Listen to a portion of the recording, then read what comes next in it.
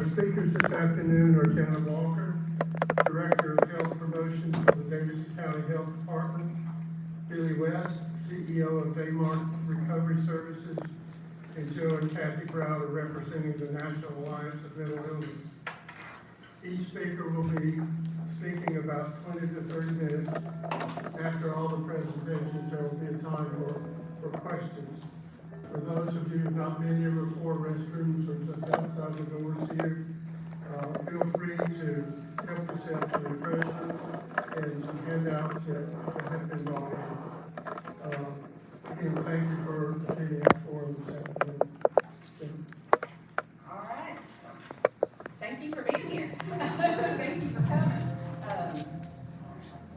This year, so I don't end up talking into it too much, but like I said, I'm Janna, and I'm with the Davidson County Health Department. And so my piece here is to talk a little bit about the community health needs assessment and how we determine what the priorities should be and what issues there are going on in Davidson County as it relates to the data and to our community, what they see as issues. And so the most recent one we did was actually in 2021.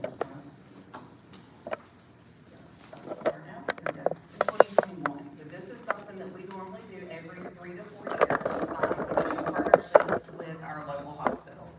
And so this last one in 2021, we did the survey piece along with Novant and Atrium, and it was a little bit non-traditional for the community health needs assessment because I don't know if y'all will remember this, but just a couple of years ago, we were in the middle of this really weird time, and that really put some limitations on our ability to go out in the community and survey people and talk to people. So at the community health assessment, we're looking at our primary data. That's the first thing we want to capture. And so we normally do that through surveys, which we do online, or we also can put them out in paper copies. We traditionally would do small focus groups, community listening sessions, much like this, if we were to flip and let you guys talk and we sit here and listen and document. And then key informant interviews, so doing some one-on-one kind of things.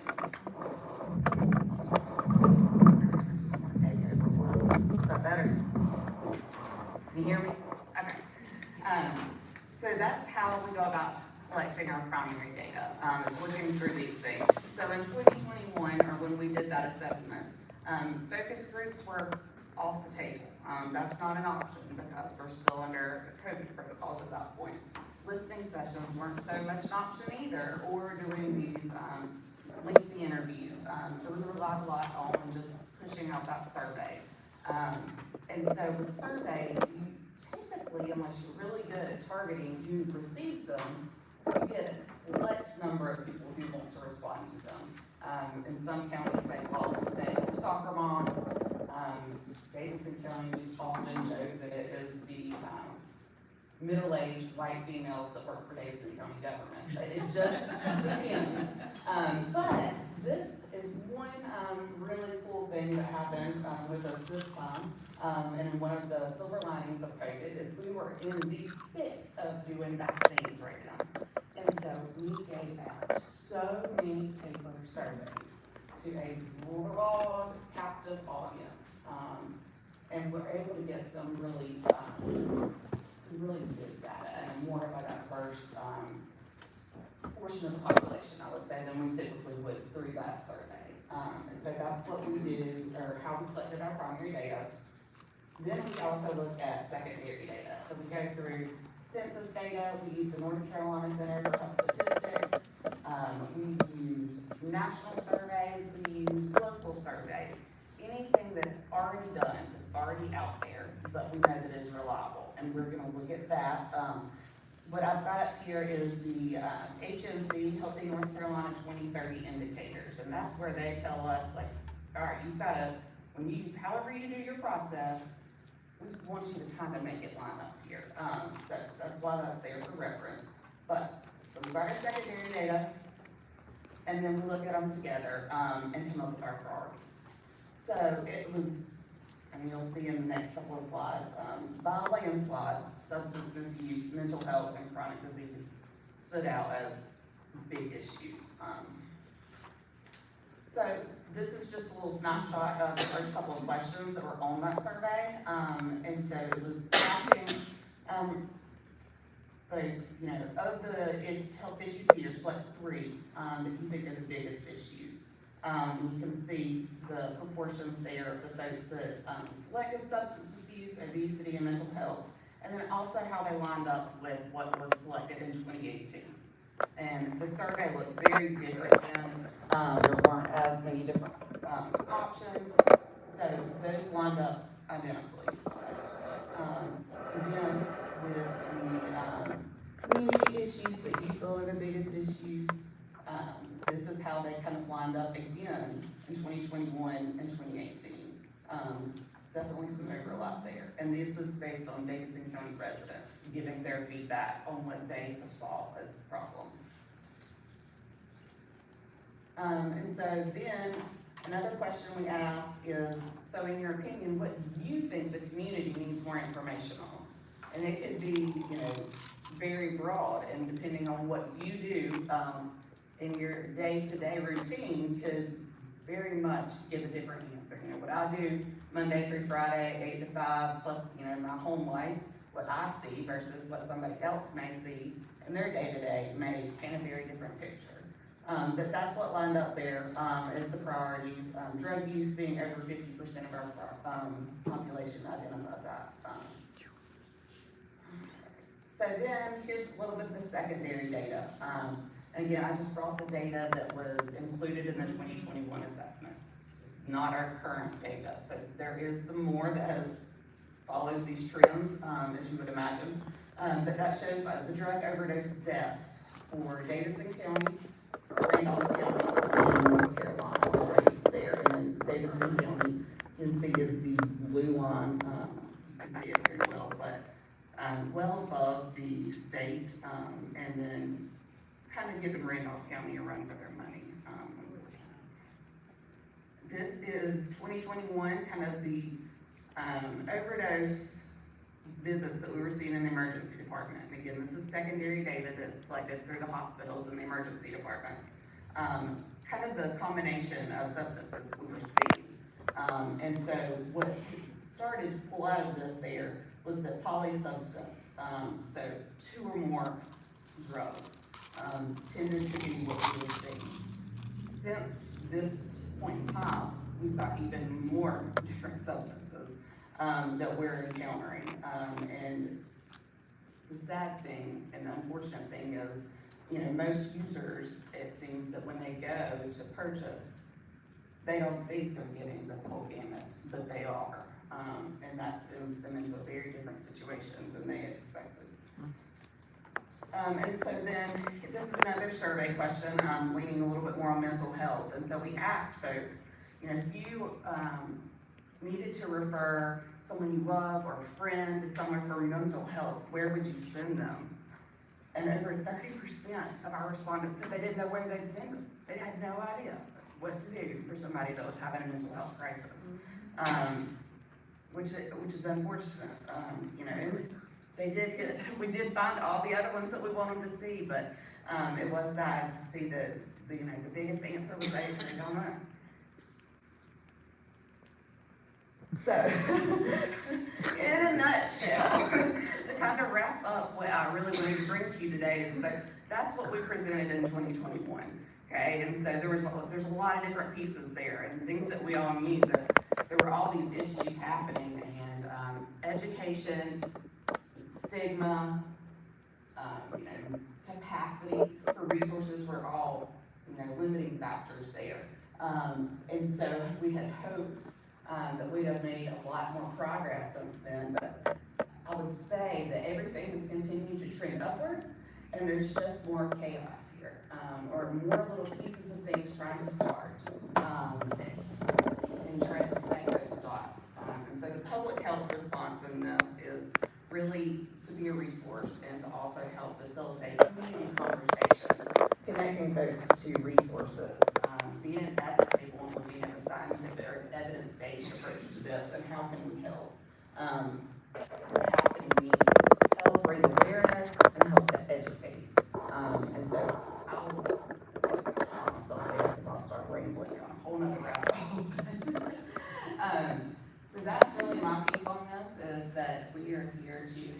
get resources out into the community the best we can. And we will be doing another community health needs assessment next year.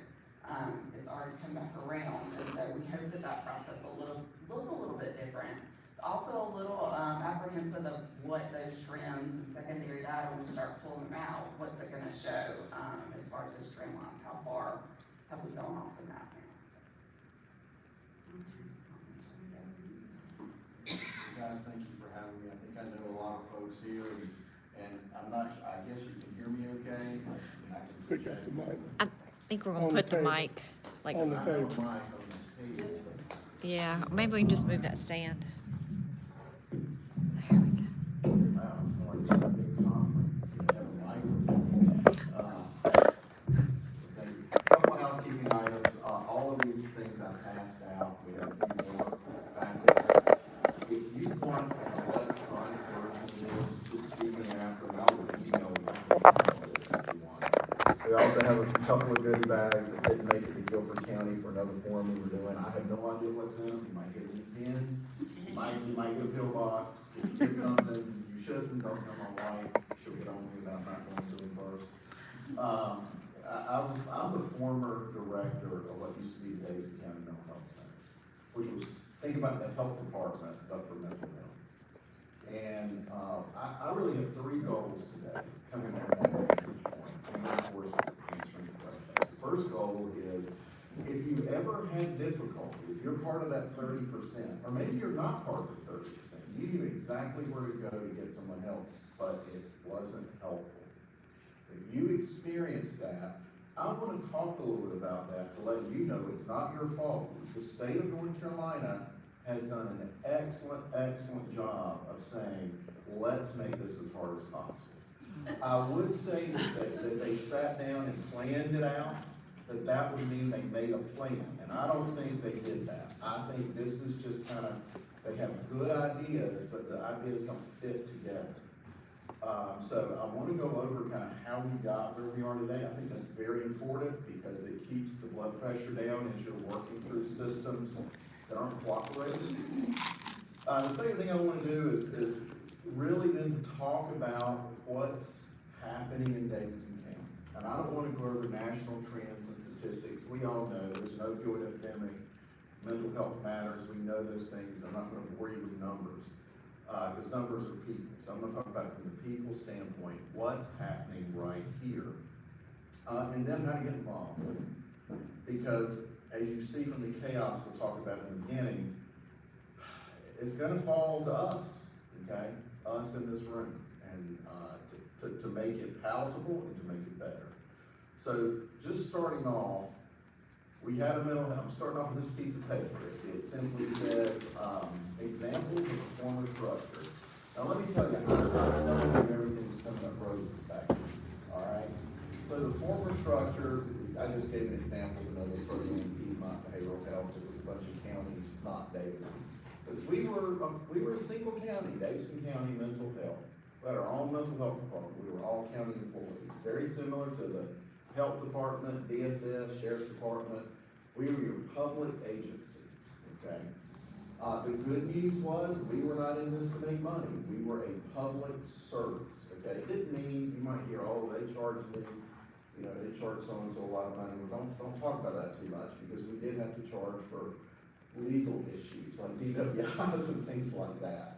But outside of that, if you were a citizen of North Carolina, you didn't do some of the subsidies residential, but we coordinated all that. And we did mostly everything else. So that's the good news. And here's the bad news about the mental health center. And I can say this because I was part of that, good, bad, and indifferent. Whatever you learned in grad school or medical school is what you learned. It's what you did. 10 years later, you're still doing it. Well, they used to put leeches on people to cure diseases, you know. We don't do that to cure diseases, maybe to grow skin back, you know, things change. So there wasn't a big push on best practices. You learn what you learn, and there was no more training, because it was county government, you didn't spend money on stuff, or at least that's how it was for us. Does that sound familiar?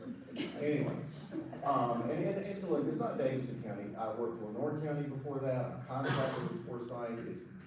It's just county, how counties work. It's that, you know, penny wise, pound foolish kind of stuff. So we had that going on. We also were very inefficient. We would always schedule patients on Fridays that we knew weren't gonna show up. They had a long history of not showing up. Well, who's that? Doesn't help us, doesn't help the county, doesn't help me, certainly doesn't help the patient. They're obviously sending us a message. They don't wanna leave the mental health center, but they don't wanna come into the mental health center with what we have to offer. So obviously, we're not listening to them. They're telling us either they don't value us, they want someone else, or maybe they don't need what we're offering, but we didn't listen to them. Because we had done this since, some of us at the time, since the early eighties, it was now the mid-nineties, it was gonna stay the same. Well, reform happened, all great reasons and great ideas, and this is an example of the current system. Unfortunately, reform happened. We have been reforming for over 20 years, every year. That's a problem.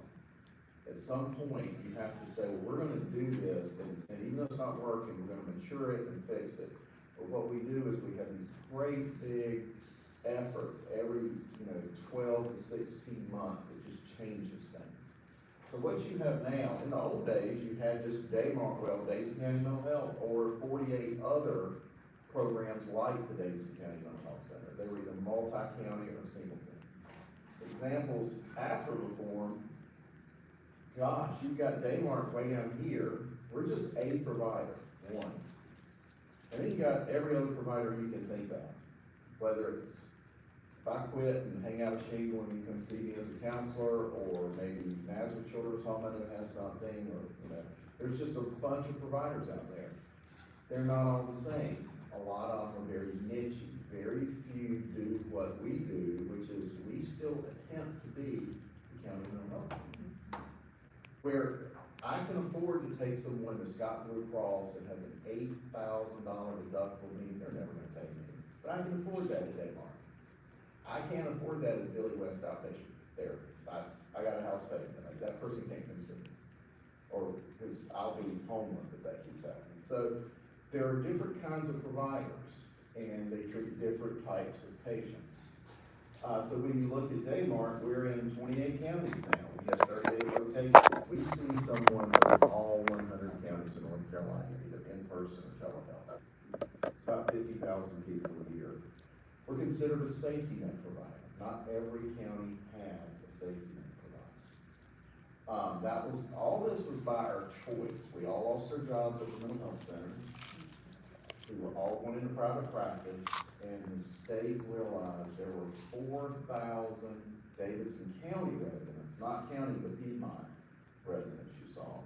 It's actually 16,000 that had nowhere to go.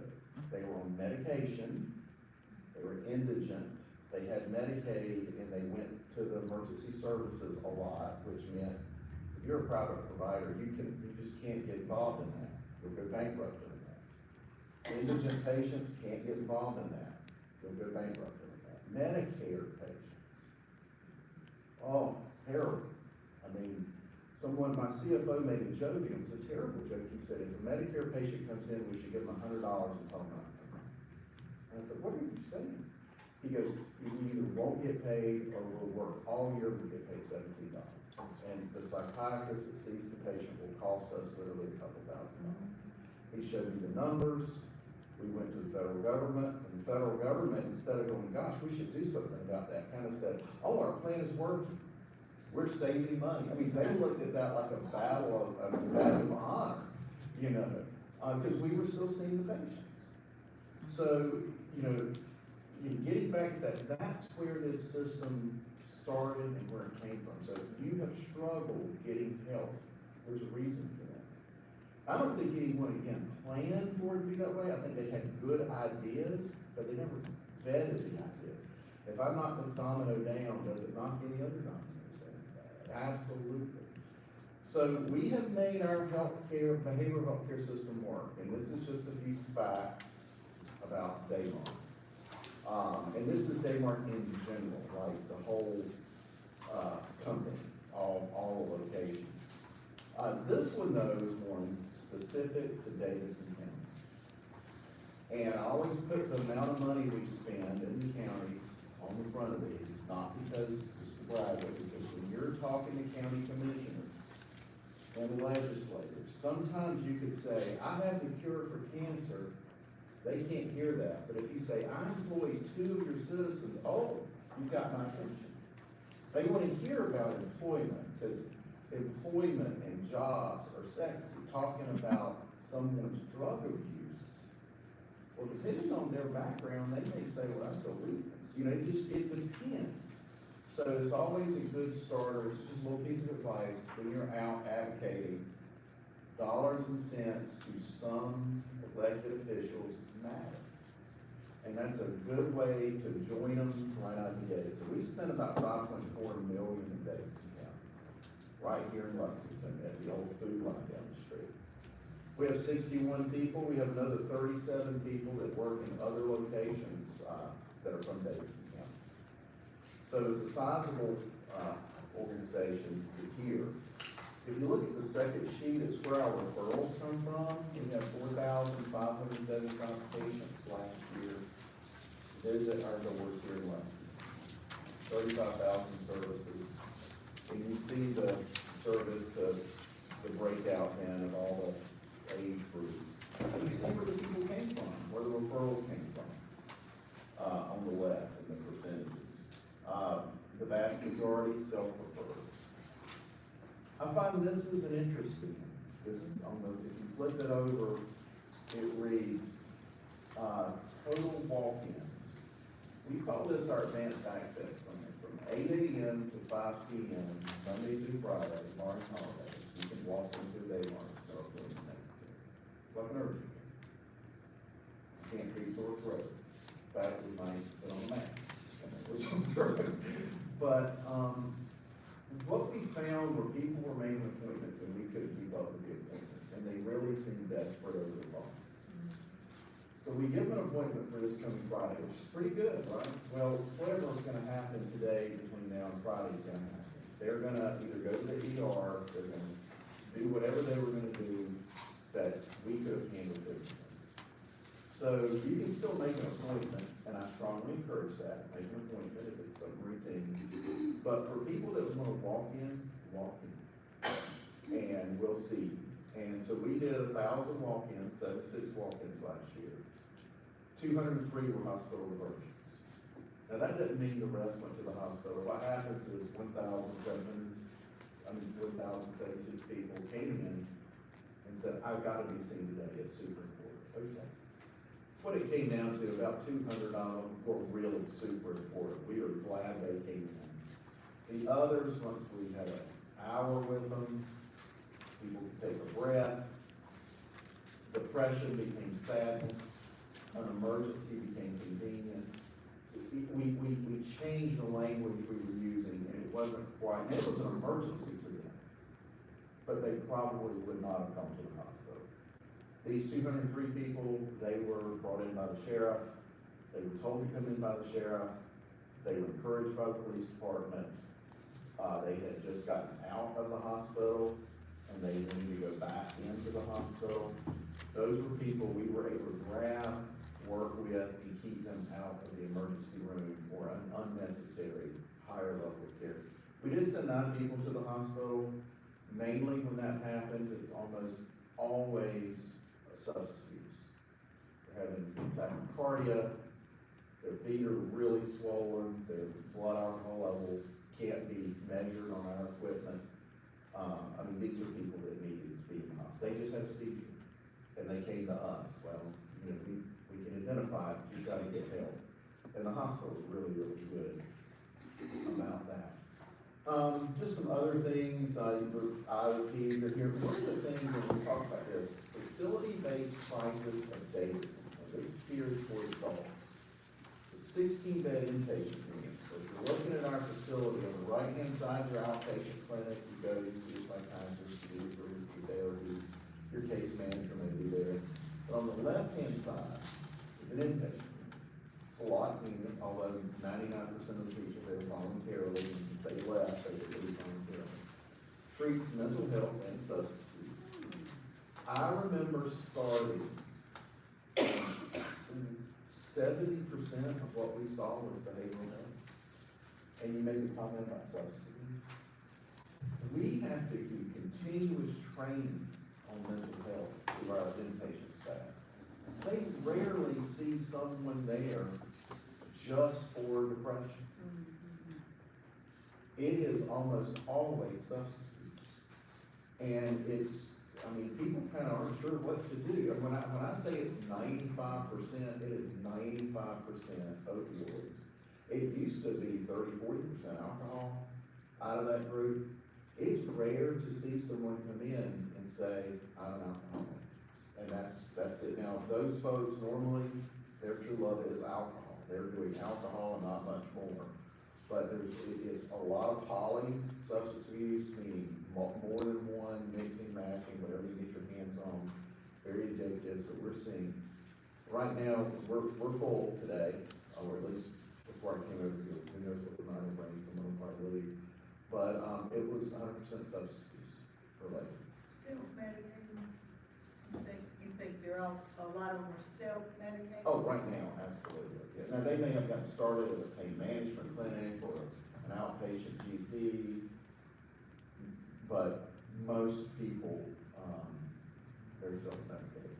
Now, we do get a lot of folks that come in and say, and they're angry. You know, my spouse, my son, my daughter, doctor, so-and-so, that will remain nameless.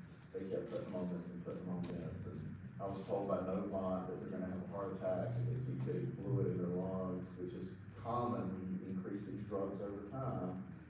And we need to take them off of it. They're willing, we didn't know this was addictive. We get a lot of that. You know, it could happen to any of us if we were in pain and went to certain doctors. So anyway, so these are the things that are going on. You've got a lot here. So I want to talk about what do you do if you need help here. And by the way, there are handouts also for individual services we have. Please do take them. So, I mean, if you're insured, the easiest thing to do would be call back your insurance part. Okay? Problem solved, right? We can all go home. Try not to be sarcastic. You know, we're a Christian nation and our healthcare is free. That's just not the case. So what you might find is if you have insurance, there's not a provider like you need here. Okay? Even though you have the insurance that will pay for it. Or your deductible. You have one of these accountable care plans, which I'm all for Medicaid expansion and the Accountable Care Act. If you have an affordable care plan, ACA plan, your deductible is gonna be $5,000 to $8,000 before it pays anything. Well, if I'm a provider, I'm gonna ask for your deductible. And my fees are, I don't know, $200 for the visit. I don't know what urgent cares cost, but they cost a lot of money. So you're gonna be out of pocket. And if it's substance abuse or outpatient mental health, well, you're not gonna come once and get an antibiotic for depression and magically in 7 days, you're gonna come multiple times. I mean, I don't know anybody that can afford that. I can't afford that. So what do? Or what if you need more than outpatient counseling, even though you've got really good insurance? Or what if it's a family member that's lost their job in this industry? You can come to us, even if, because we're trying to act like that county mental health center. I say try because there's things we do so much better than we used to. And there's things we just can't get right because we're no longer a department of county government. But if you come to us, we will pay it at least today. I don't want to repeat these words. It's been 20 years we've been able to do this. We take your insurance, we will ask for your deductible. It gets wiped clean at the end of every year, as long as you try to pay something, $5, anything for your deductible. If you have no deductible, but you're just indigent, no insurance, it's a sliding scale fee based on 300% of the poverty level. 80% of our patients pay nothing, they fall under that. The other 20% pay anywhere from $5 to $15 for the session. This is for outpatient treatment. For inpatient care, it's free. As long as you're a citizen of North Carolina. For the brochures in the back, for mobile crisis, we have a mobile crisis team. You can call them, go to the website, you can call the number, and someone can either talk to you over the phone or even come to your house. Now, it's not like We show up with blue lights and they're in 33 or 4 minutes. I mean, it's an hour to 2 hour wait, depending on where we are in the call. But someone, you can see somebody over the weekend and it's free. Or you can talk to someone over the weekend and it's free. And it doesn't matter what your income is or anything. So those are brochures back there. So I would encourage each of you, if you run into that situation, now if it's an easy situation, you pull your card out and make a call, there's a therapist on the line, you're so lucky. And I'm saying that from experience. I have family, more money than I have, professional, great insurance, and you know how families keep secrets, you don't tell what's going on. Well, when they called me, I knew it was bad. And they said, what do? We can't find them wrong. We can't find a psychiatrist for 6 weeks. So I offered them it was too public for them, even though it's the same Baptist trained doctors that, Baptist has. And then they came back and said, well, we found one, but we're too far gone. I'm like, what do you mean too far gone? He's a doctor. I mean, what does that mean? So our family member has died. What does that mean? They wouldn't see it. And so they came and we never treated the person, but we were able to piecemeal enough, and they're in the system now, and it only took, I don't want this to sound like a Disney movie. They're better now, but it was not like a Disney movie better. It was a tough road, but they're much better. So I would look at this information, call the insurance card, call us, see us, call me. I didn't bring cards, but I'll write it down. Always open phone calls. You'd be surprised how many I get on Saturdays about something that needs people down at the office and help someone out. And then remember how hard it was to make this happen, whatever this is for you. And advocate, NAMI, any type of community meeting like this, opportunities to speak at county commissioners meetings, or just send them an email. The county commissioners are still sitting on the boards, by the way, of what are now the payers, the public payers. And they don't want to get embarrassed. And some actually know a lot about it. Some don't, and that's okay. That's your job. Let them know what it means. But I would get involved. This is important. And it's something we don't talk about. And it's something, unfortunately, you can't see. And you can't take a test. You can't take a blood test. I got high cholesterol, my blood test said, and bipolar. No, there is no blood test for it. So often, because it's not absolute, a lot of folks don't pay attention to it. Be it the payer, be it the lawmaker, the policymaker. I can go on and on and on, and I will be quiet. But thank you for listening, and I'll be here for a while if you have questions. And I'll make sure my numbers.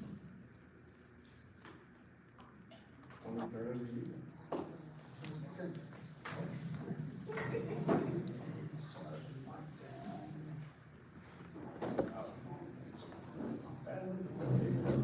I can get it. About 7 minutes, 10 minutes, someone else would have.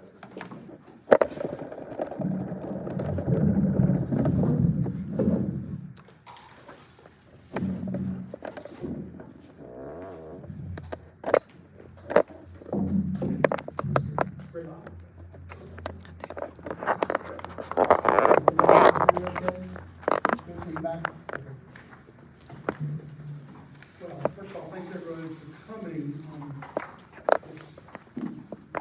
You hear? A little loud.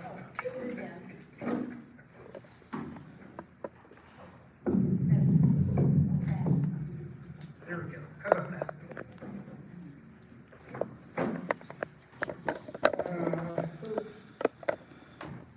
Everybody didn't focus too much on some of the bleakness that we've been talking about, because there's been bright spots. Both of these folks that have gone before us have certainly have done a lot of things, are trying really hard, and I think that's one of the things that can be so frustrating, is to, for individuals who work in this area to understand what the pitfalls are and want to do better services and want to provide more, and for sometimes political reasons, sometimes other, they're not able to. So Cathy and I represent, and when I say represent, that's probably not the right word, an organization called NAMI, the National Alliance on Mental Illness. And it's essentially an organization that has a national presence, also has state organizations, and also has affiliates down at the multi-county regional level. So Davidson County is part of the Northwest Piedmont chapter. That's our affiliate member of NAMI. And one of the things that drew us to NAMI was the idea that, as was mentioned earlier, 70%, I just pick up on that statistics, of people who have a mental illness question don't know where to go. And when one of our family members was diagnosed, or it appeared that there might have been a mental illness, we didn't know where to go either. So the combination of that, along with and it's been mentioned before up here, the stigma associated with it, in some cases, people actually feel shame about that. You know, what did I do wrong in raising my daughter or my son, or, you know, those kinds of things. So that's kind of the spark that got us connected with NAMI, and Cathy's going to talk a little bit in detail about that in a minute. I've got some slides that I put together, but I found that when presenting, if you can connect to the web and do a live presentation, it's risky. If I have to fall back on the slides, I will. But I'm actually live right now on the internet, and I am on the NAMI Northwest Piedmont website. So if you have one of these sheets, if not, I think there's some on the table up here. Okay, it says Northwest Piedmont Inc., NC, and NAMI Family Support is the first listing. Okay, so the website is right there at the top of the page, NAMI Northwest Piedmont NC.org. So it's right under the title. So circle that, that will take you to this very page. So I just want to take a quick, take you on a little quick tour of it. At these Northwest Piedmont level, if you look at these drop-down menus, for example, resources. Again, talking about this issue of, I've got a mental health issue that maybe it's a crisis with one of my own family members, or maybe I was at the family reunion this weekend and I heard about Aunt Sarah's oldest, and I really didn't understand what was being said, but I heard some words I want to learn more about. This is a great place to go. So if you'd like to learn more, if you'd like to let's talk about this resources drop down here, where we go in, for example, just looking at fact sheets. And we'll drill into that. Mental illness fact sheets. Okay, what are some mental illnesses? What are some of the related conditions? So you can drill into all of these, so forth. Under resources here, again, we'll look at what to do if a family member is arrested. Some steps there. What do I need to do? How do I need to go through that? What are some of my local resources that are in the Northwest Piedmont area, which includes Stokes, Forsyth, Davie, and Davidson County. Davidson County is new in our Northwest Piedmont organization, and Cathy and I are the only two people signed up. We're getting it started. We're getting it off the ground floor, so to speak. Our involvement with mental illness began when we were living in the Metro Charlotte area, and so we saw NAMI there. And in fact, I will jump over and show you. Jump back to the presentation here. If you look at North Carolina, just to give you an idea, all of the colored areas are affiliate members within the state. As you can see, we've got most of the urban areas covered with NAMI affiliates. And of course, you can see that pop out there in the lower left, showing the Northwest Piedmont area. So, okay, again, once you go to this page, and I will just quickly talk a little bit more about, you want to use my mouse, but I can't.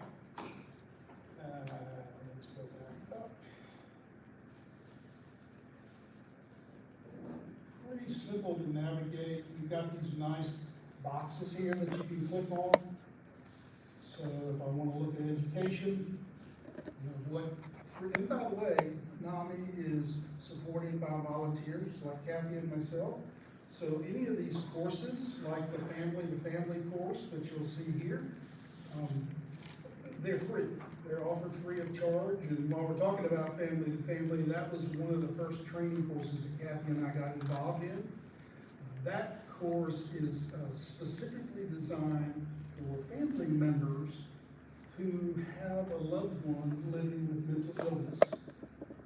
So often we have services where the person that is mentally ill is accessing Daymark or accessing various other services in the healthcare community, but there's not a lot of help and support out there for family members. In fact, because of HIPAA regulations, oftentimes family members know less than nothing, okay?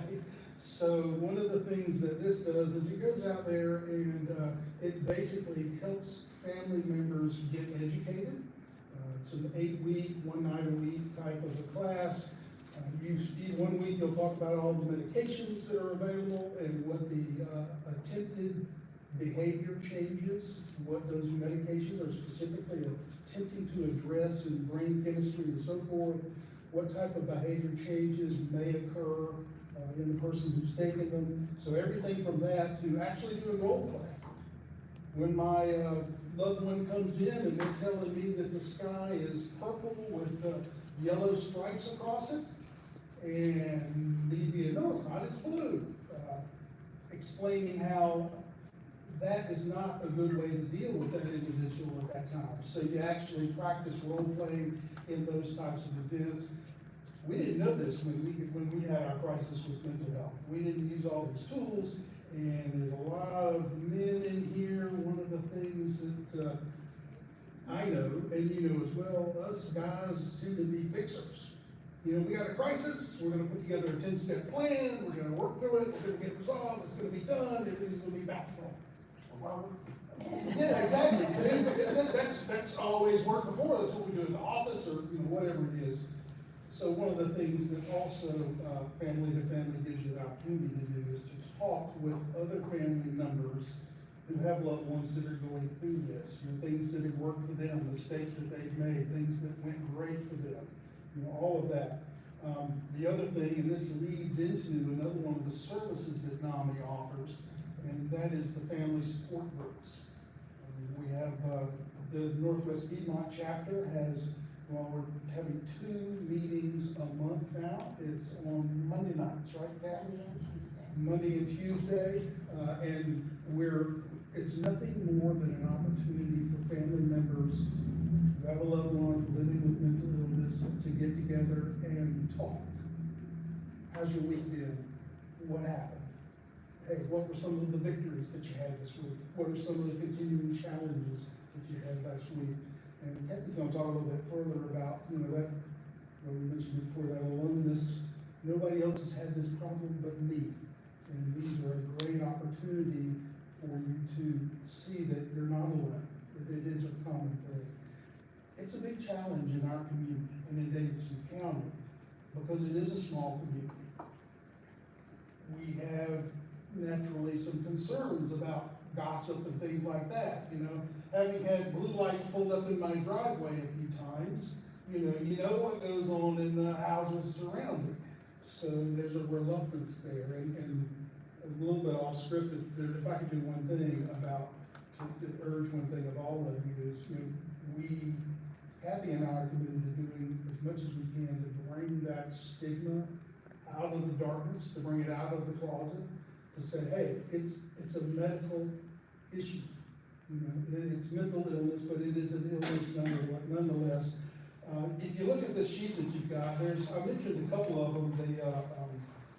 the family support group and the family to family there on the first page there, this, family connections in the middle there, that is actually a support group where people who have mental illness issues meet together with each other.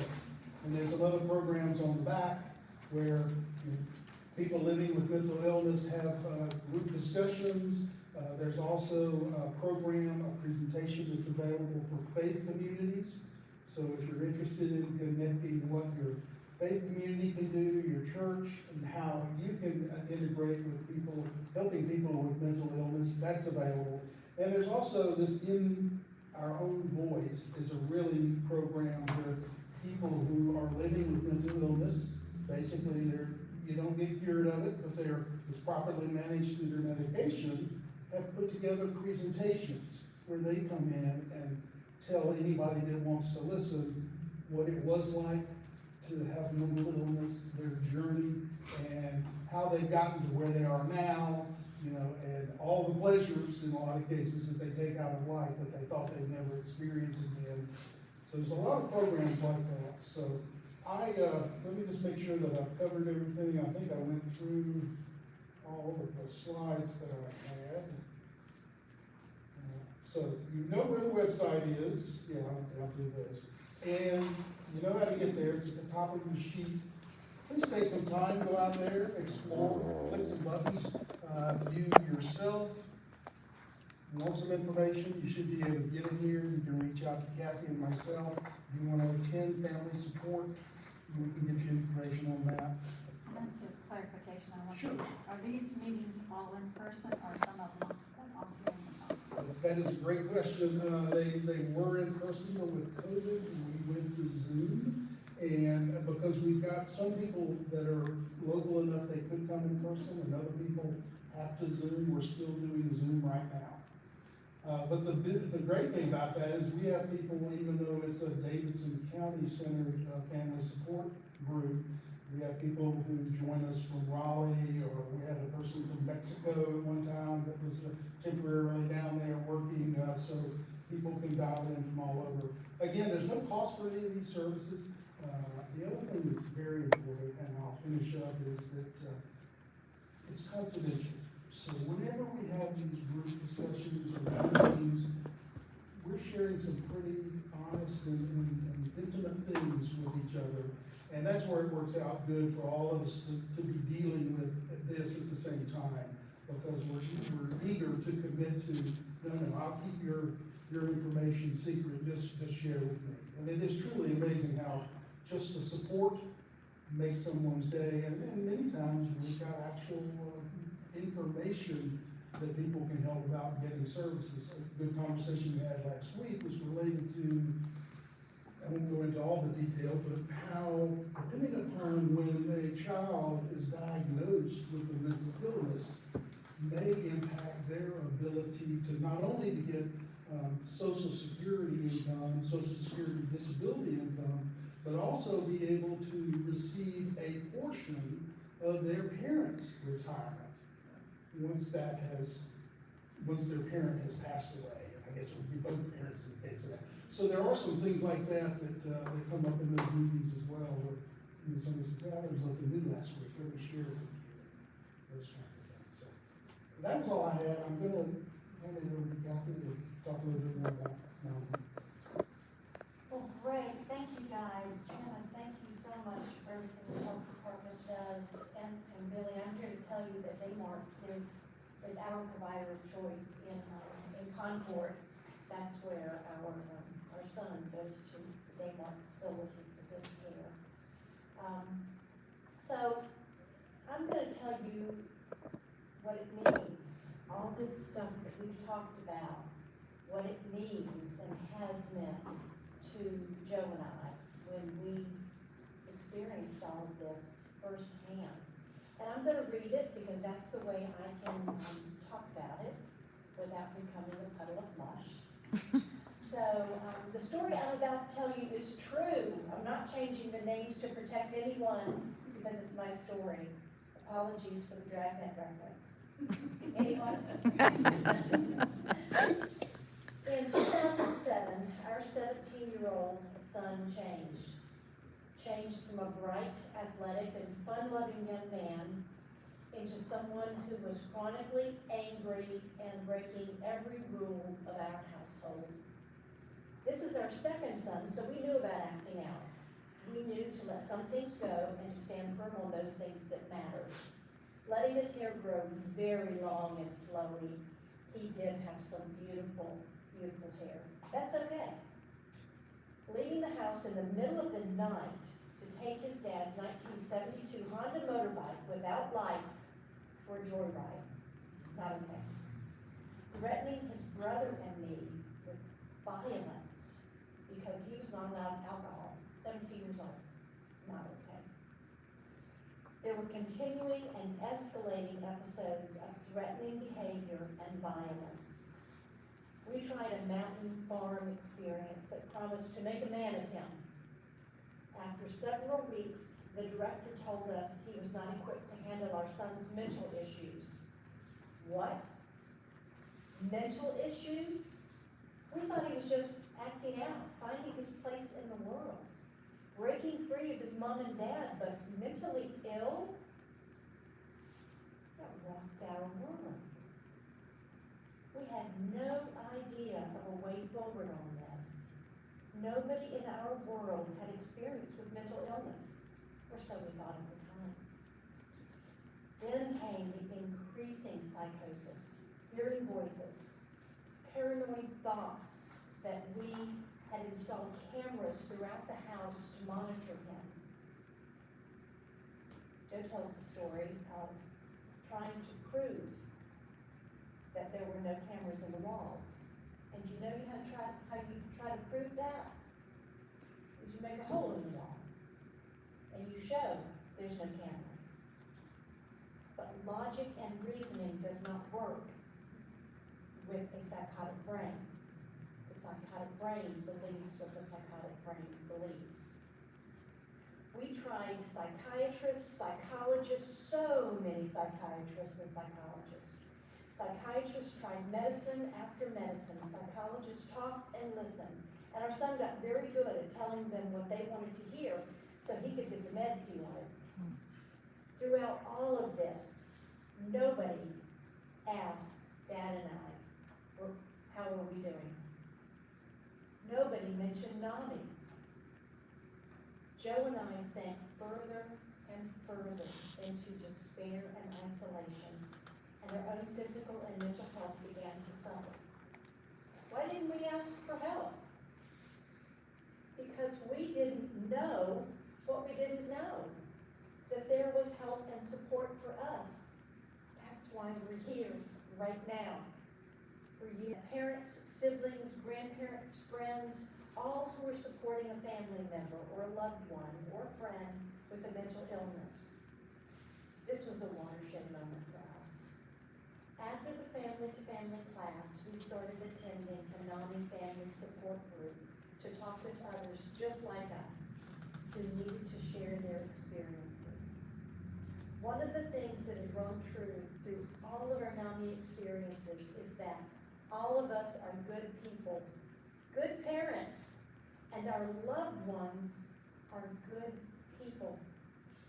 People with with a health issue. A mental health issue. But it is a health issue, just like other health issues. But, like we said, it can't be measured. It can't be viewed. But it must be treated. It must be acknowledged. Our journey continues with ups and downs, but now Joe and I have the support of our NAMI training and experiences. We chose to share this story because we've seen NAMI programs work for individuals and families like us. The care and understanding from NAMI has strengthened our relationship with our son and enabled us to more effectively help him manage his mental illness. So that is why Joe and I are working with local folks here in Davidson County and the surrounding areas to bring awareness, education, and support to those living with a mental illness and those supporting them. So please, if you or someone you know is experiencing a mental health concern, they and you are not alone. Reach out, get support. They and you deserve it.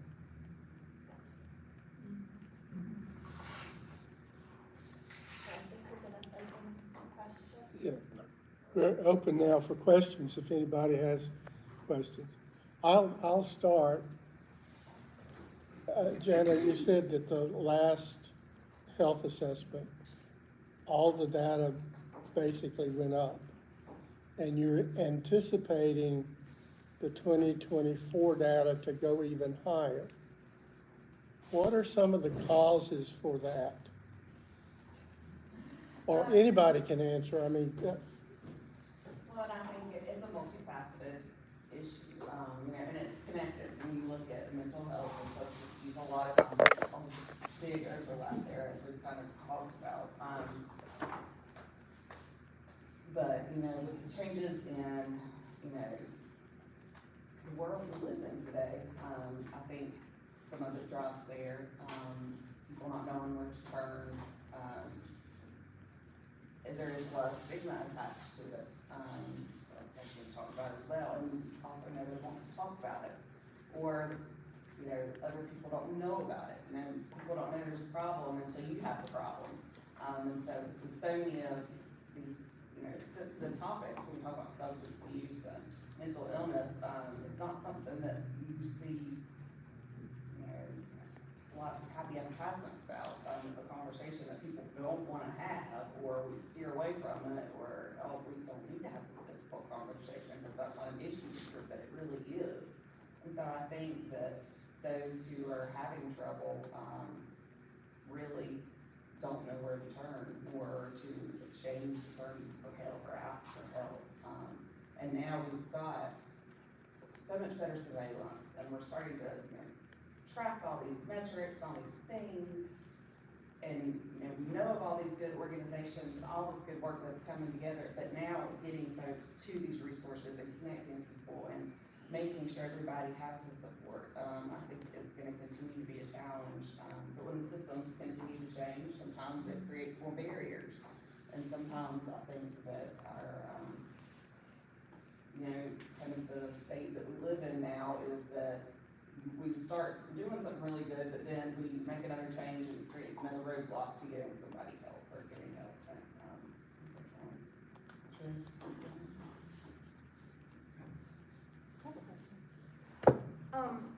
With our, community members who do not have homes and are having mental health and substance abuse problems, is there, whether it's mobile crisis or ACT team, or is there any outreach for them? Or are they just invited to drop in at Daymark? I can answer that a little bit. So in the old system, I was one of the social workers that would go to the homeless shelter. We had a psychiatrist that would hit on it. I think the homeless shelter director was on the mental health board back then, It was, there was a lot of outreach. The new system's different. For the first 15 of our 20-year existence, you were confined to the office, other than you get enough billable units, so you could be around there, so, but that has changed in the past 2 years with care management, has come to North Carolina. Now, it's not the end all be all today, it's a new service. Mobile crisis can do these things, but the way the rules are around those services, we're used to, we could just, oh, there's a need over there, I'm gonna go over there. And maybe meet with 4 people, and only 2 of them have a billable event. But that's okay, 4 people need to be there. And so I went. Today it's different, there's lots of rules around services, and billable events, and regulations, and how it's licensed. So the answer is, there are services to help, yes. There's not as much outreach from your typical governmental entity like mental health used to. So if someone were struggling and were willing to have the service, we could do mobile crisis. You could get them to our facility. And again, they're willing, we could clothes don't have bed bugs, maybe you give them some new clothes, wash their clothes, evaluate them, see if they need medications. And what if they're willing to finish, maybe it's drugs, they finish their detox and willing to go to a program for the next 30 days, you know, and then from there, you know, so there's ways off the street. It's not as easy. The ways to get there are more sophisticated than they used to be, but the way to access them are harder, if that makes sense. And I'm sorry to say that. I do want to make a comment about population, not population, about what's causing some of this. And I want to kind of put a different spin on things. So it's terrible when you see somebody, a community have X number of opioid deaths. That's terrible. That's a statistic you always want to see going down. But I had a payer with our insurance companies kind of get upset and say, gosh, this person is using the walk-in clinic too much. And I thought, that is awesome. Because I don't care if they come once a week and stay half a day. They used to go to the emergency room once a month. Even if they stay 1 hour in the emergency room, you know what that costs? They didn't get help. The emergency room is there for physical emergency for the most part. And this person wasn't sure what they wanted. So some of the statistics that we see going up, and depending on how you look at it, I think are good statistics. I want more people to access care. I want more people to frequent the emergency services we go. Because I want people to go to detox at least 2 or 3 times, because I know it's gonna take 2 or 3 times to stick. I don't want them to go once and go, I can't go back until next year, which a lot of insurance plans are like that. That's why we wanna say, if you leave early because you feel better today than you've ever felt, I get it. You can tackle the world, and the world's gonna tackle you as soon as you walk out these doors. We are right here, you can come back tomorrow. And it takes a while for it to stick. So when you see some of these numbers go up, it's a good thing. And there is a reality, North Carolina's population has grown 8% the past few years. You only say it's a reason, you're gonna have more good, bad, and different happening. And I've got a couple other comments to make about that. DC Connect is an organization that has just, how many in here are familiar with that? Davidson Medical Ministries formed this group called DC Connect, and they have access to all of the different groups in Davidson County that offer care. Joe's got that. And okay, so DC Connect is the organization, and if you click on the partners.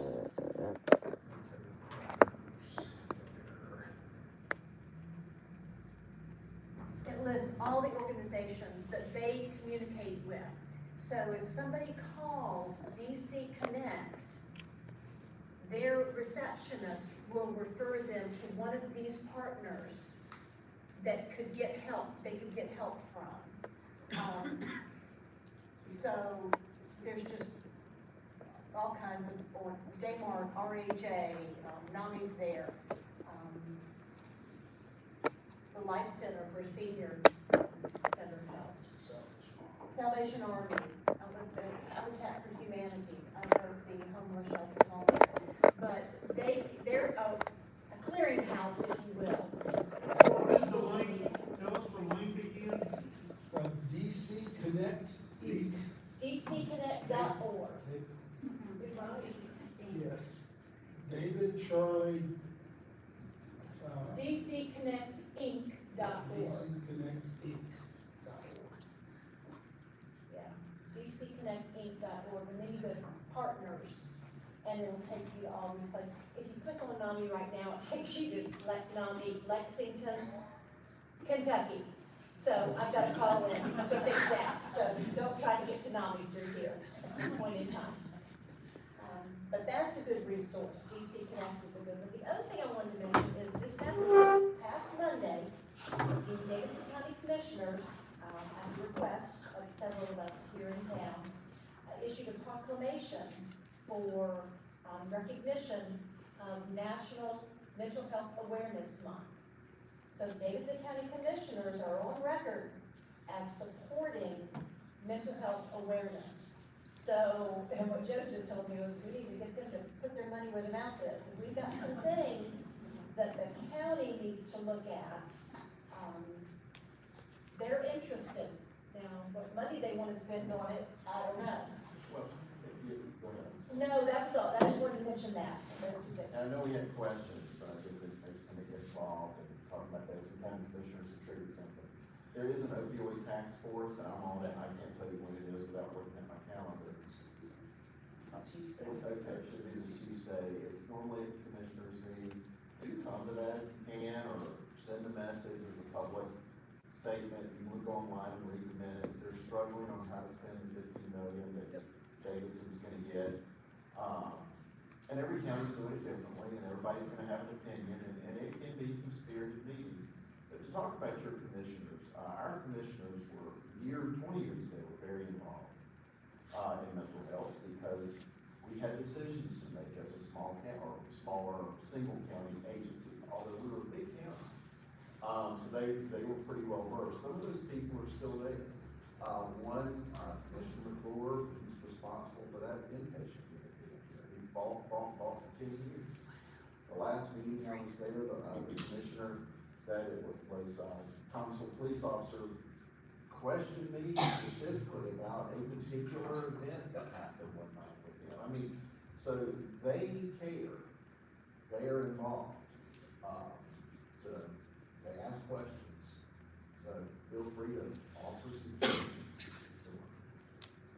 Yes, ma'am. Okay, so to use your services, does someone have to have an address, a physical address? Because like someone, if they live in a tent city, So, how does that work? Or can you go to them? yes, well, normally they come to us and they have to have, we have a category, I don't know how it works on the forms, but, if they live in a tent city, they'll be marked as a Davidson County resident, but you don't have to have, a certain street or whatever. And sometimes people aren't homeless, but they're homeless, they're living with somebody and they think they can't get services because they're actually from Winston-Salem, but they moved in with their sister's best friend's cousin, and and they're basically making do. Then that's your address, you're a resident of this county, and we're gonna treat you as such, and it doesn't matter, when you move back, and then you're a resident of Versailles, we can still treat you. We're not that kind with library cards. What now? We're not that kind with library cards. Well, we are, But I'm glad you are. yeah, well, we didn't used to be, when we were all our individual little mental health centers, it was little fight rooms. And I'll never forget when I got my first director's job at Davidson County Mental Health, I got a letter from the director in Johnson County telling me that somebody had moved here and asking me if we would treat him. Sure. I mean, I didn't know, and I found out what that meant, they were putting a group home here. Because the way the funding was, we could have said no. I mean, I didn't know that. I mean, I thought, well, I wouldn't. But all that went away. That's one of the good things of reform, was We reform. do the group contents, even if they're not residents. Okay. So I've never heard the library complain about it, so.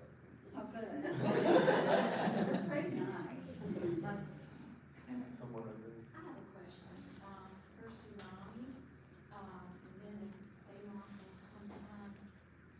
I've heard you talk about adults.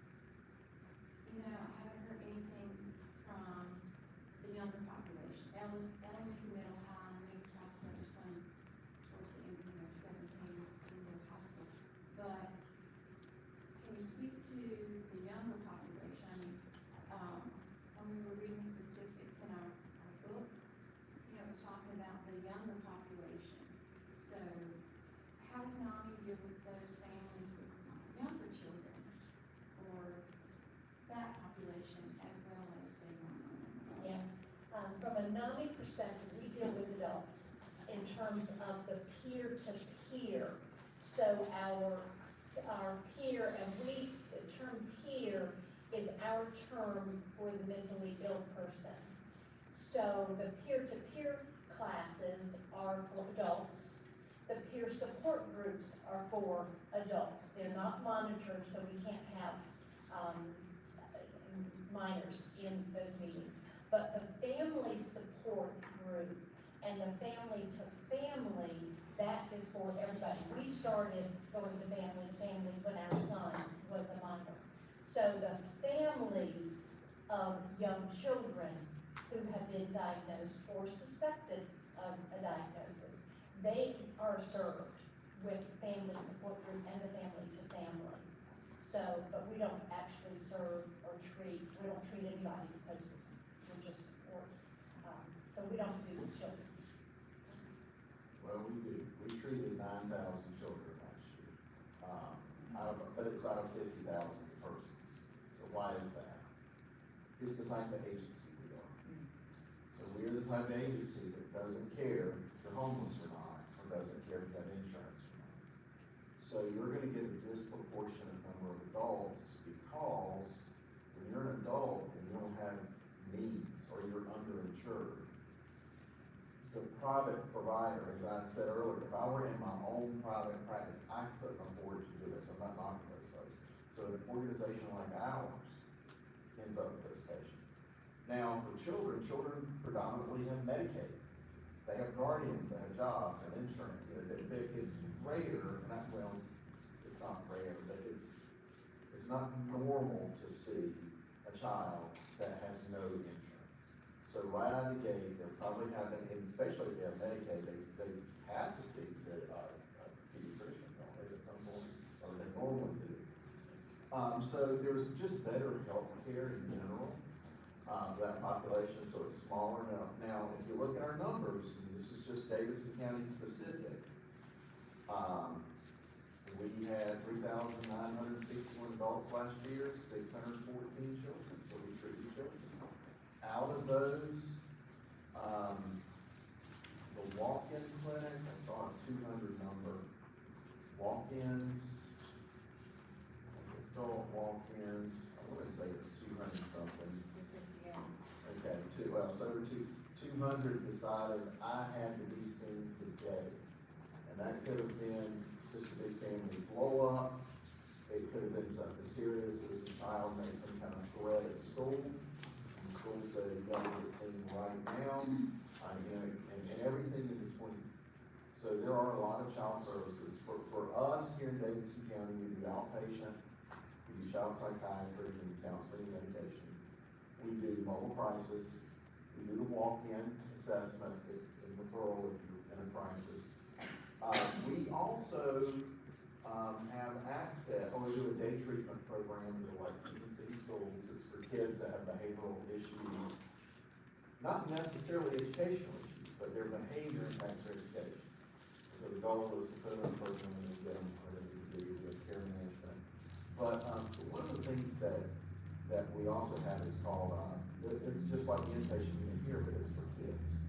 We have two of those. We have one in the mountains, in Asheville, and we have one in Richmond County. And we do send Davidson County children there. Normally they're in foster care. They went through several foster homes. They, whatever reason, you don't want to stay in the DSS lobby. You're talking about problems with kids. We have a huge placement issue with kids. Now, kids that have been adjudicated abused and neglected. We don't have the foster homes we used to have. We don't have the treatment facilities we used to have. There's a disproportionate number of kids spending the night in DSS lobbies. So if you see a DSS worker, thank them for what they're doing. We're responsible. Those people are really responsible at the end of the day, legislatively. They're doing Yogi's work. Their kids are hanging out in emergency rooms sometimes that just don't need to be there. And then they talk about how bad their behavior is. Well, if I'm in the emergency room a week, my behavior is gonna be pretty bad. Okay, so I think the kids are doing a good job holding it together. So we do have two inpatient units that can take kids, only 16 beds each, they stay full.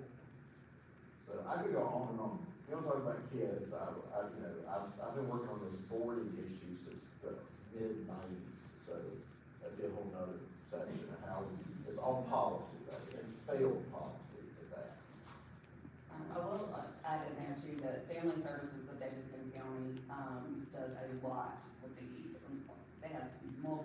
programs, that work with kids, they work with the school systems, there's school-based counseling and social workers embedded in the Davidson County school system. Now, no, there's not near enough of them, they are stretched thin, but they work closely, with family services to try and get the kids who really have some, ongoing issues or, need some special attention to, help facilitate that Well, that process. reminds me, so Davidson County Commissioners voted to use some Medicaid savings, for care managers to be put in the Thomasville, Lexington City Schools and PSS that we're doing.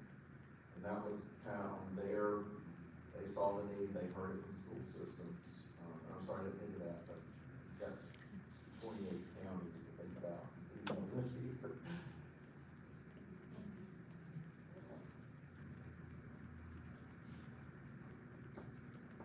Any questions? Any advice for us? I have a question. Is there a relationship in the escalating number of drug users and problems there and the mental health issue and poverty? Well, it's kind of which came first, chicken or the egg. Drugs, your risk of poverty is high. The other thing is, I didn't think about this until I started making home visits years ago. When you go out to someone and they're in a remote part of your county, and they have a phone, that's one of the government phones, that you hear people, I hear people talk negative about it. This is their lifeline for jobs, doctor's appointments. And you've got a handful of hours of data for it, for the month. So within the first week, they're just alone. No transportation, doing what they can with neighbors to get from point A to point B. The risk of them using drugs to change their mood, to self-medicate for whatever they want, high. So I'm not sure if you can say one comes before the other. Both are very high risk for drug use.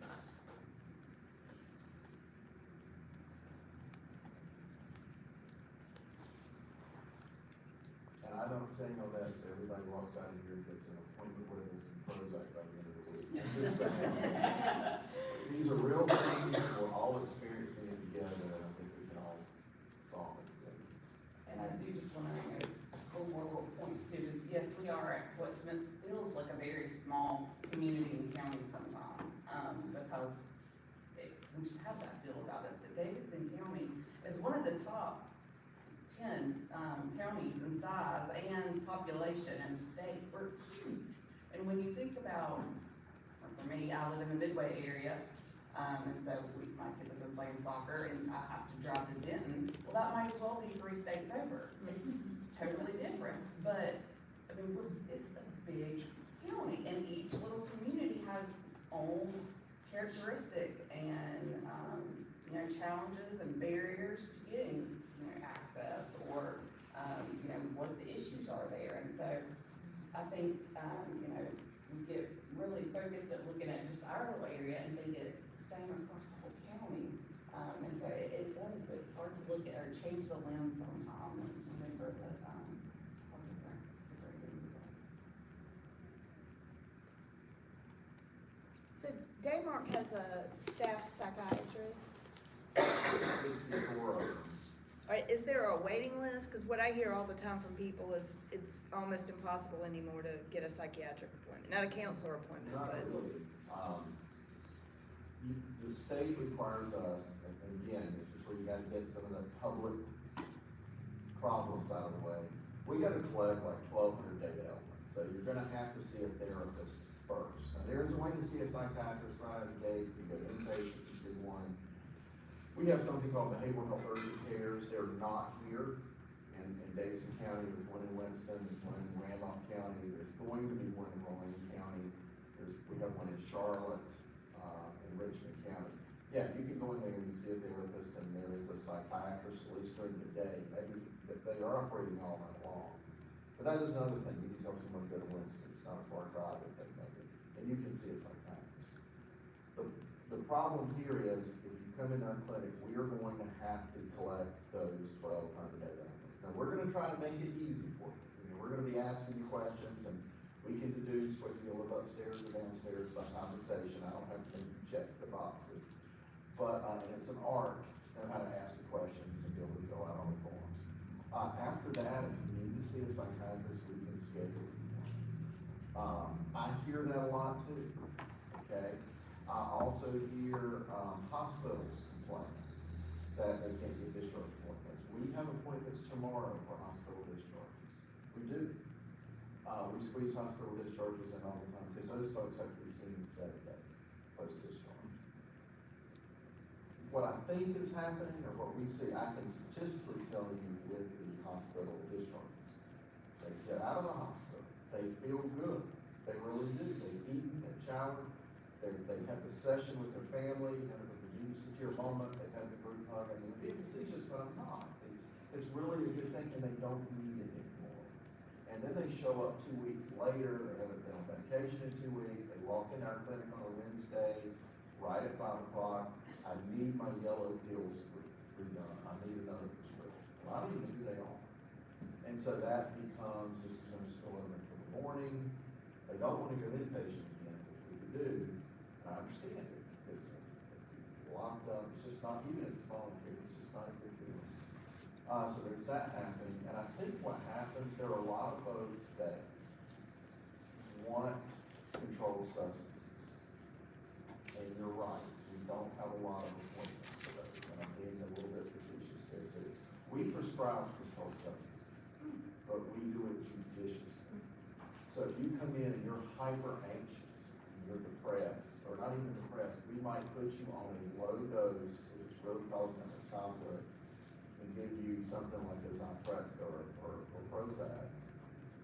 And then in a month, you have no more controlled substances because you've got your serotonin levels up. Or we might, if you're 70-some years old and Dr. So-and-so has given you benzodiazepines since for 30 years, we're not gonna decrease them. As long as you don't, the dog doesn't eat it in leash.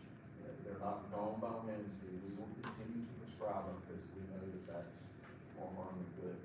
But 90% of the time, people come in, want that medication, we offer detox because we become a desperate, they already did it, which is not normal.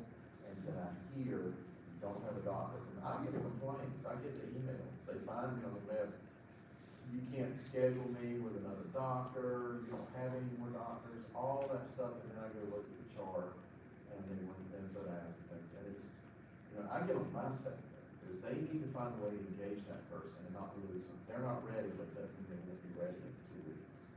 So how do we keep them focused? So I don't know. And to be clear, I wasn't talking just about Daymark, I was saying in general, I wasn't trying to get at you. That's a good question. Yes, there is hardly any psychiatric appointments out there. That's just like the example I gave earlier. So right now, in Charlotte, we do a behavioral health urgent care, and it was not funded to do psychiatric appointments. This is Charlotte, North Carolina, and lots of people in Charlotte. If you go to one of the larger hospital-run psychiatric outpatient clinics, you better have good insurance, and you're gonna make your copay. And they too are not gonna prescribe benzodiazepines. Well, if you're underinsured or have no insurance, or just Medicaid, can't get around Charlotte that easily, that's probably not a good option for you. Because if you miss an appointment, you don't get rescheduled, or you have to pay for it, even if you're Medicaid. Well, it's gonna be pretty easy to miss an appointment relying on public transportation. If you're underinsured, they're gonna want a full fee up front, or you sign something saying you're gonna pay it, and they will come after it. These aren't options for you. So what we find is, even in Charlotte, we get all these patients, we get them all, stable, not going to the emergency room, start them on a medication, and they end up coming back. We're not an outpatient clinic, though. We're a behavioral health urgent care. So we've had to get special permission from our payer to continue to see these people until we can find a network of people. Now, if you look at the network, there's an adequate network. There's enough prescribers on every street corner for the population. The problem is the population and lack thereof, or their social determinants that keep them from getting to the appointment. So statistics show one thing, but application is another. So you are 100% right on what you're saying, and we battle that in our own system. We use a lot of telehealth to combat that. And if I can add to that, if you were in a family support group session with myself and Cathy and asked that same question, I might answer something to the effect of, well, when we were in Charlotte and had good insurance, and our loved one was seeing a regular psychiatrist and psychologist in a fairly large site practice. Okay, we'd see the psychologist a couple of times. They would, once every 6 weeks or so, run us in the psychiatrist's office down at the end of the hall. He was a guy right out of Hollywood Central casting, tweed jacket, patches on his elbows. 25 years ago, he would have been smoking a pipe. Never looked our son in the eye, never looked up, just asking questions, writing down answers, finish, and would say, okay, I think we're gonna bring this one up a little bit, that one down a little bit, and just kind of tweak the knobs there and send us out. Didn't appear that he was having any type of counseling session with the other psychologist who had been seeing our son. And of course, that's why Cathy mentioned in her talk about this organization in Skyway Trail, where there's a residency program. And of course, it's expensive as all get out, and hopefully some people would have insurance, but the ability of somebody that has psychiatric issues being able to cover things up, or being able to know what the wrong answer is and what the right answer is, and manipulating that, because truly, there's not a blood test, it's not a sugar level or A1C level or cholesterol, and that goes on quite frequently, and it really helped us, once we got training about what to look for, as those medications were adjusted, we can at least provide some feedback. We think this should have been happening, and it hasn't changed a bit based on the new medication. And then, not to go on so long, but then you get into that, it takes about 30 days oftentimes for those medication changes to just brain chemistry. So when are we gonna do it? And then don't even get me into not taking the medications, because it takes about 30 days before, when the person has well-balanced medication, it takes about a month for that to get out of whack enough to you notice it. And most people are in denial the first few times it happens. No, honestly, he said he was taking his medication. Surely he is. That was just a quirky little thing. Turned out it wasn't. So, but those are the kind of things exactly where people bring in, actual experiences that they've had, and then say, if you go there, here's the questions you should ask yourself. I did wanna, this is in the community health assessment, and I'll be glad to, send Susan an updated, but there's a research group at UNC that tracks the number of physicians, optometrists, dentists, nurses, all sorts of healthcare occupations, that are licensed to work in Davidson County. So you can see what the ratios are as far as licensed practitioners to population. Now, of course, when we've got Novant, we've got Atrium, and you've got folks that are going outside too, but they are actually licensed to work in Davidson County. It's kind of interesting to see that. Again, this is a couple years old. Janet, you wanna plug it up? I actually don't even have the psychiatrist smartphone on this one, so I'll send something updated if you're interested in seeing it. So I know all of you have been going out and do all this advocacy, so we'll leave you with this too, piggybacking on what she said. What you will hear lawmakers telling you is, well, we did a study, and there's plenty of clinical social workers to see all the mental health patients in these counties. They're 100% right.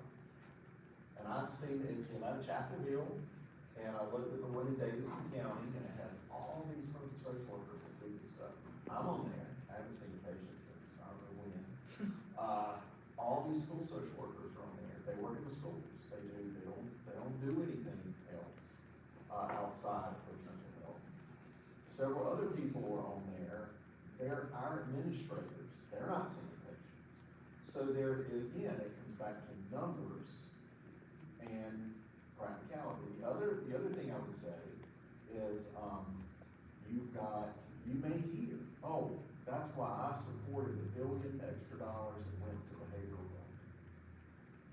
health, in North Carolina just gave behavioral health a huge bump. And you don't look at a gift horse in the mouth, I'm grateful for it.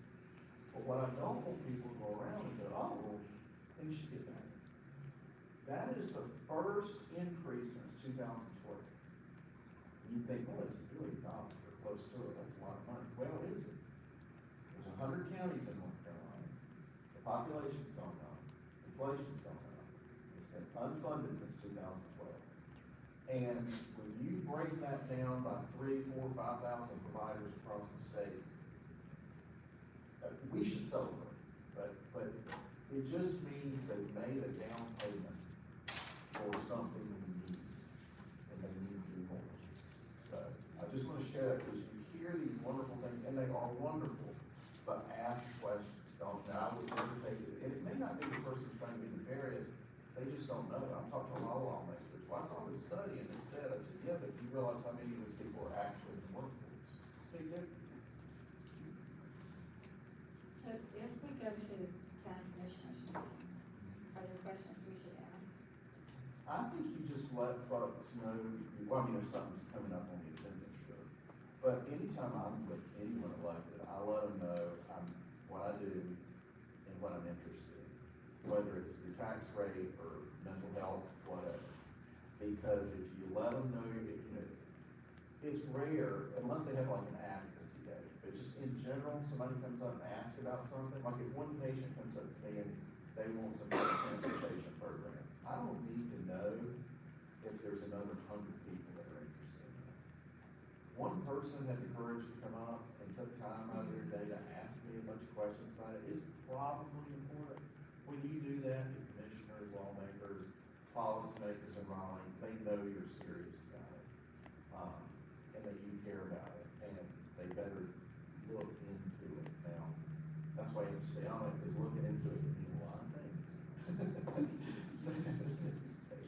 Well, and Kelly, I will say, at every Davidson County Commissioners meetings, they have an open, you can sign up to comment at the beginning of every commission, of every meeting. And you get 3 minutes, and they time it, count down.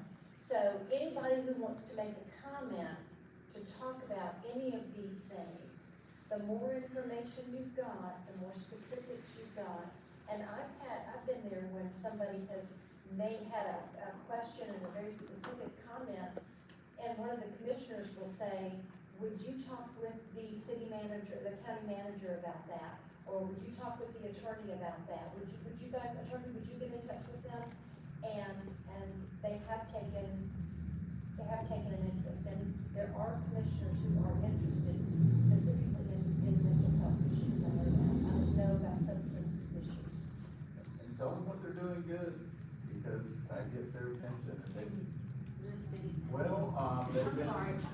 It's not confidential. I think this is big. No, the fact that they took time to recognize mental health month, that's a big deal. The fact that they spent reinvestment money on targeted case management in school systems and with the sheriff is a big deal. They put about $800,000 a year, they give it to the local management entity. And then they pay it for gaps, like we got some, they treat the indigent one year and buy medications for the indigent. And there's a really good, you don't have to get this detail, but there's a good return on investment. We took $80,000 and turned it into $700 some thousand worth of free medication through the formula programs. So they do that. If they hear that the citizenry cares that they get a proclamation, they care that they're making plans to spend money that's actually out there. They have a county maintenance of effort fund, and they put it forth every year, and you say, I appreciate that. Then, often people don't want you to spend anything.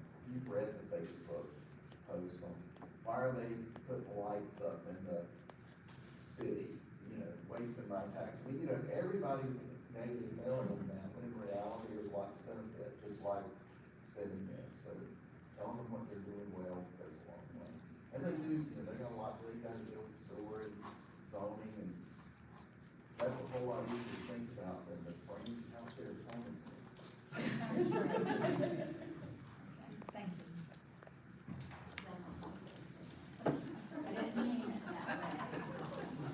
Do we have other questions? I would like to thank Janna and Billy and Cathy and Joe for, especially Janna and Billy, taking their time off of their weekend. And so let's give them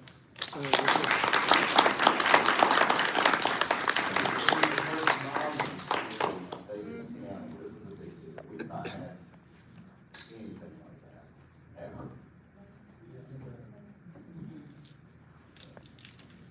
Thank y'all for coming.